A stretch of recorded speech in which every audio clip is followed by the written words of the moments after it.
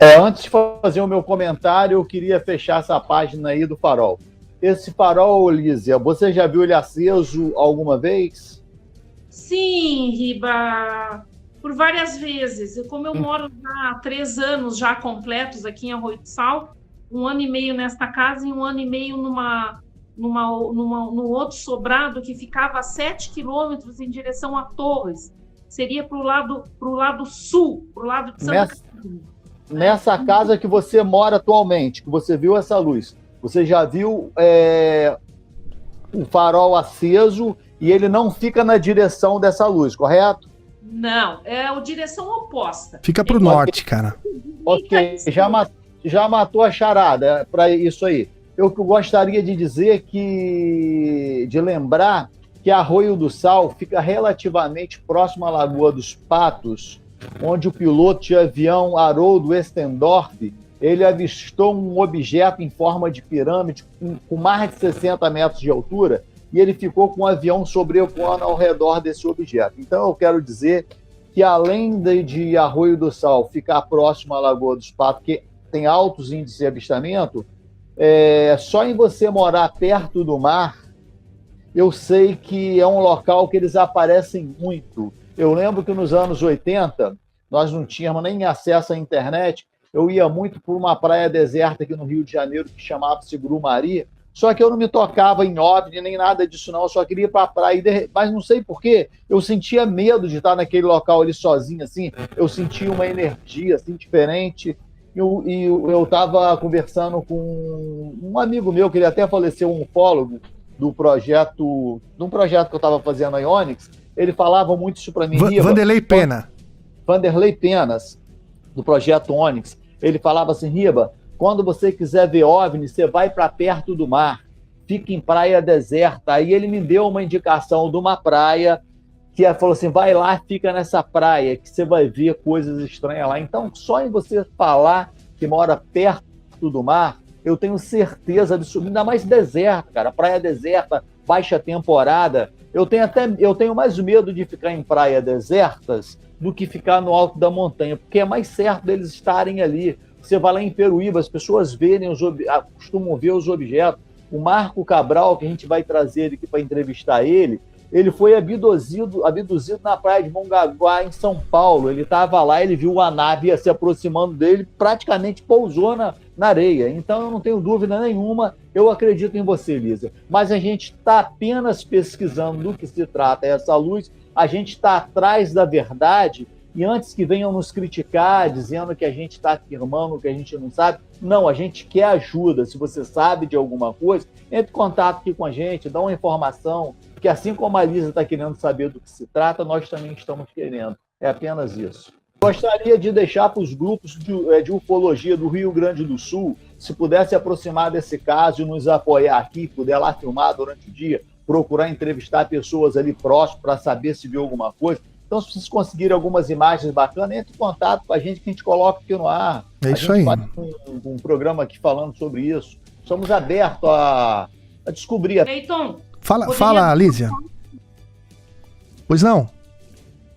Eu gostaria também de deixar bem claro que o meu primeiro avistamento eu tinha 10 anos de idade, juntamente com meu irmão e amiguinhos de rua, quando nós brincávamos na rua, perto do Hospital Conceição, lá em Porto Alegre, na Vila Ipiranga, lá em cima, na década de 70. Foi a primeira vez que eu vi um objeto, uma coisa estranha, sem saber o que era. E eu, meus coleguinhas e o pessoal da rua, meu irmão, participaram desse avistamento, né, na década de 70. E de lá para cá, menina ainda, eu ganhei um primeiro livro que mostrava os planetas de capa dura, vendido na porta de casa, porque os livros, as enciclopédias eram vendidas na porta de casa, né? Uhum. E foi ali que começou o meu interesse pelo céu, e eu sempre fui diferentona, assim, né? Logo, esse avistamento, quando era criança, me levou para um lado de curiosidade para o céu. E eu tive uma avó que faleceu com 112 anos, 109 anos, e ela era da fronteira.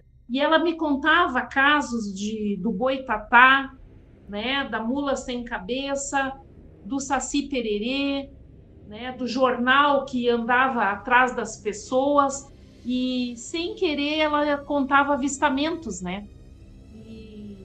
Então a minha curiosidade vem daí, e durante toda essa minha vida, mesmo aqui em Arroio do Sal, naquela outra casa, eu tenho inúmeros relatos que poderia haver uma outra oportunidade para contá-los, né? Porque sempre foi relatos em Canoas, que eu morei 20 anos em Canoas, perto da base aérea, com um campo de futebol atrás da minha casa, com avistamentos de sonda a poucos metros de mim, atrás da minha casa, e foi assim, né? Então eu sempre estive sem procurar, sem querer subir em montanha, meditação, vigília, nunca fiz. Eu não procuro, acontece. E isso aí me levou a permear um caminho de interesse, né, pela ufologia. Sim. Não sei se eu tenho sorte ou é obra do acaso. Nada é à toa, né? Exatamente. Eu quero também falar que eu morei na Recosta da Serra, em São Francisco de Paula, uma cidade a 34 quilômetros de Gramado e Canela, onde tinha cachoeiras, Mata Atlântica. E eu tinha um terreno que eu derrubei árvores exóticas, 11 árvores. E eu estava para construir uma casa, ainda ficou mais 15 pinheiros no meu pátio. Então eu estava realmente na Mata Atlântica, na montanha, né? Eu estava a 1.000 metros de altitude. E lá em São Francisco de Paula, eu nunca tive um avistamento, tantos casos recorrentes, um atrás do outro, como aqui no litoral. Então o Riba, quando fala que realmente o mar e grandes extensões de água, como é a Lagoa dos Patos e essa outra lagoa aqui, isso é fato, né? Isso é fato. Um dos maiores avistamentos assim que eu tive foi recente. Vou falar o que eu vou falar e depois eu conto isso aí. Já contei isso, mano.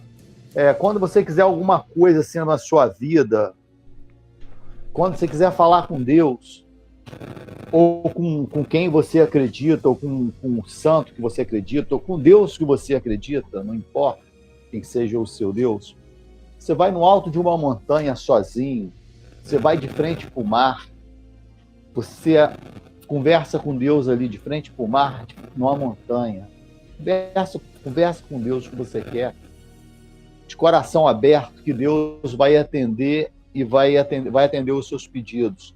Isso acontece também na ufologia, aconteceu comigo isso.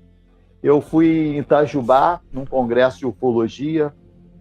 Itajubá não, foi na Serra de Pouso, acho que é Pouso Alto, eu esqueci o nome da cidade, que é o Pouso Alegre, Minas Gerais.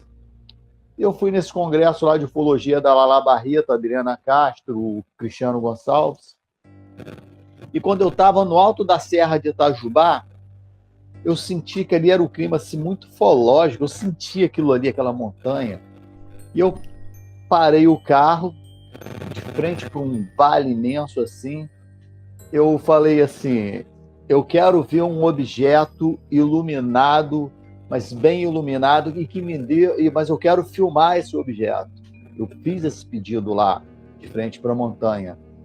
E eu fui embora, com aquelas montanhas, eu olhando para aquelas montanhas, para os céus, assim, achando que eu fosse ver alguma coisa.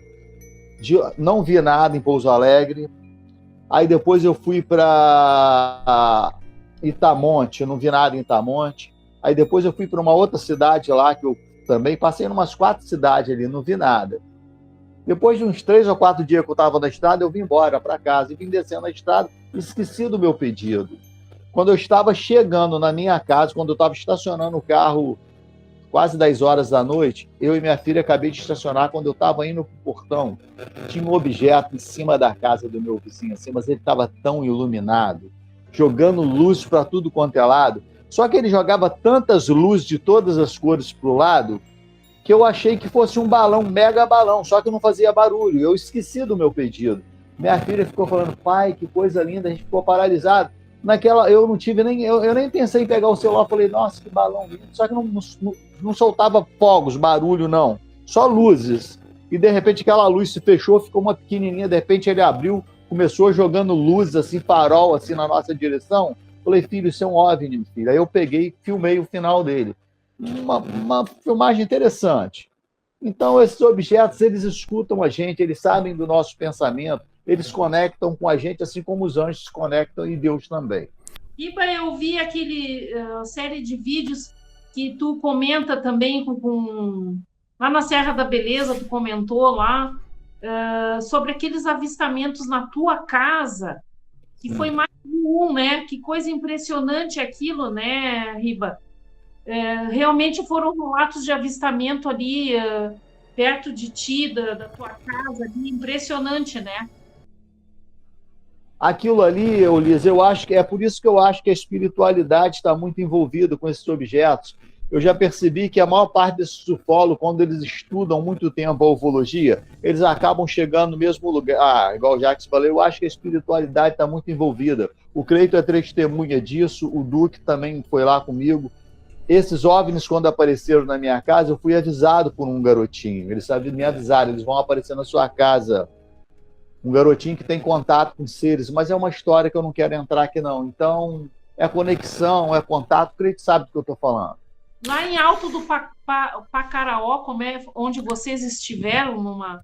Lá a gente se mete em umas furadas aí, lá acabou tendo mortes. 2 pessoas vieram morrer, mas a gente não quer falar do que se trata em respeito à memória da pessoa. É um caso que eu encerrei, é um caso que eu não falo mais. Era o Júlio que estava com vocês lá? Era. Eu reconheci. Era nós 3 que fomos para Alto também. Caparaó. Então, essa imagem, pelas filmagens que a senhora Lízia fez, o objeto está alto, a luz está alta, né? Não está perto, próximo de poste. Mas é interessante se tiverem outras pessoas realmente, como o Riba solicitou, né? Que pudessem verificar se tem mais alguém que tenha feito alguma filmagem, que com isso a gente consegue determinar a distância, porque vai ser outro ângulo da tomada de filmagem de outra pessoa, a gente vai conseguir determinar exatamente onde estava, dentro do... A gente pode colocar no Google Maps, traçar, fazer um slide, entende? E com isso a gente consegue saber até uma noção de tamanho, né? Mas, de qualquer forma, é interessante que as pessoas, outros ufólogos aí da região, se puderem nos ajudar aí e fazer essa parte da pesquisa aí investigativa, vai nos ajudar bastante aí.